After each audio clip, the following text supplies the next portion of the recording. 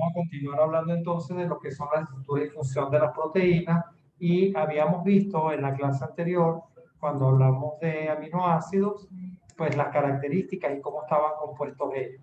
Así teníamos que los aminoácidos estaban compuestos por un grupo alfa carboxilo, un grupo alfa amino, y lo que le daba la característica a cada uno de los aminoácidos, que era lo que contenía en su cadena lateral R. Esto es lo que, de alguna manera, hace que se comporten como ácidos débiles los aminoácidos. Si tenemos que el grupo alfa carboxilo y el grupo alfa amino, pues tienen la capacidad de ceder protones, y esto viene determinado por el pH de la solución. Sin embargo, también algunos de las cadenas laterales R tienen características que le permiten también donar o aceptar protones, que va a depender, por supuesto, de la concentración de protones libres en la solución, es decir, del pH. Para explicar todo esto, se describía a través de la ecuación de Henderson-Hasselbalch, y veíamos y conversábamos en ese momento cuando el pH se igualaba al pKa. Y sabíamos entonces que el 50% del grupo ionizable se encontraba protonado y el otro 50% se encontraba desprotonado, justamente cuando el pH se igualaba al pKa. También hablamos de lo que es el punto isoeléctrico, y allí conversábamos y decíamos que es el pH justo en el cual la carga neta de la molécula es 0. Ahora bien, la unión de dos aminoácidos se forma, o a través de la unión de dos aminoácidos se forma lo que se conoce como enlace peptídico. Entonces, los o las proteínas se encuentran o están constituidas por o a partir de una colección de 20 aminoácidos. Los aminoácidos, como dijimos, son los que constituyen realmente las proteínas, y un alfa aminoácido consiste, como recuerdo, de un átomo de carbono central llamado carbono alfa, que va a estar unido a un grupo amino, a un grupo ácido carboxílico, un átomo de hidrógeno y una cadena lateral R, que era la que le daba las características. Entonces, la unión de un aminoácido con estas características de manera covalente del grupo amino de ese aminoácido con el grupo carboxilo de otro aminoácido forma específicamente lo que conocemos como enlace peptídico.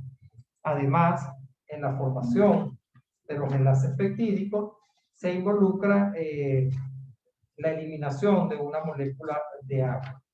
Y tenemos que tener claro que justamente la unión de dos aminoácidos va a producir lo que se conoce como dipéptido.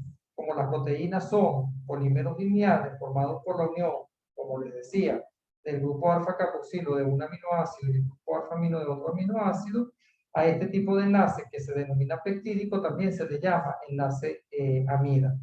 La formación de este dipéptido, pues como conlleva, o como lo estamos viendo acá, la pérdida de la molécula de agua, pero en la síntesis de esta unión, de este enlace covalente, está más dirigido hacia la hidrólisis que hacia la propia síntesis. Sin embargo, estos enlaces peptídicos son muy estables cinéticamente, y el tiempo de vida es bastante largo, aproximadamente de 1000 años, cuando no se involucra ningún tipo de catalizador. ¿Okay?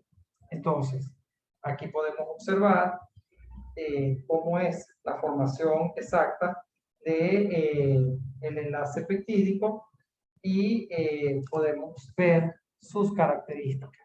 Dentro de estas características tenemos que el grupo carboxilo se une al grupo amino, y para esto se requiere de energía.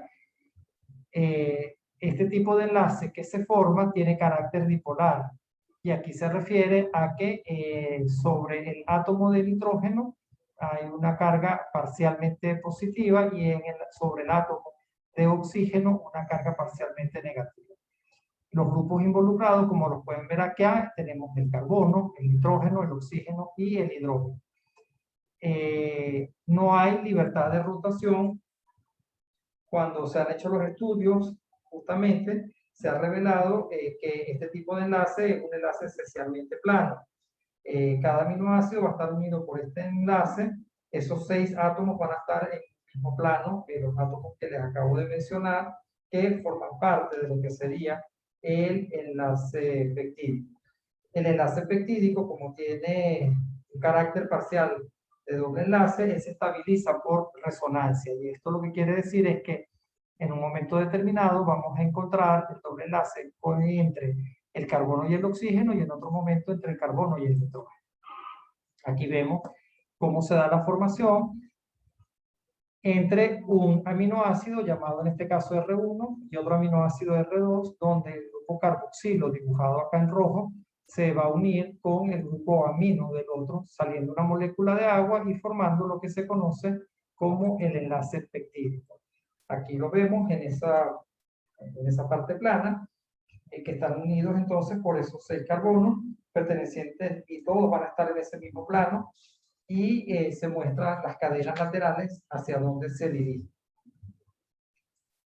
Acá lo volvemos a observar y podemos ver que hay cierta restricción de rotación alrededor de la unión covalente que se da entre el carbono y el nitrógeno. Ahora bien, dentro de la clasificación de las proteínas, las podemos ver desde el punto de vista funcional, por ejemplo.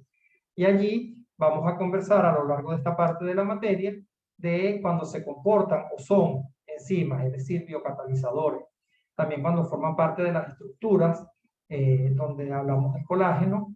Hoy en día, todos hemos oído hablar de las inmunoglobulinas o los anticuerpos. Esos se forman o están constituidos, mejor dicho, por proteínas. También están involucrados en la señalización celular, también pueden actuar como transporte. En este caso vamos a hablar específicamente en esta clase de las hemoglobinas, también de almacenamiento como la ferritina. Más adelante en la materia vamos a hablar de la regulación genética que involucra las histonas, que también son proteínas, y lógicamente en la contracción muscular y lo que conlleva en esta contracción la utilización de miosina y actina. Otro tipo de clasificación es de acuerdo a su conformación espacial, y ahí hablamos entonces de lo que son las proteínas fibrosas y las proteínas globulares. Quiero mostrarles acá, en este caso, la representación de la hemoglobina, y vemos cómo las estructuras se definen tridimensionalmente para formar una proteína funcional. Acá mostramos entonces otro tipo de proteínas, otro tipo de estructura. Cada una de ellas vamos a ver cómo es la conformación. Y para esto, pues entonces tendremos que estudiar los niveles de organización que tiene la estructura proteica. Entonces hablamos de una estructura primaria que está definida por la secuencia de aminoácidos que provienen directamente, esa secuencia del gen. Una estructura secundaria, donde hay un arreglo regular en el espacio de los aminoácidos adyacentes a la cadena polipeptídica. Una estructura terciaria, que es la estructura tridimensional, cómo se ve esa conformación nativa en el espacio, y una estructura cuaternaria, que es la asociación de varias cadenas polipeptídicas, y es lo que se conoce con el nombre de proteínas oligoméricas.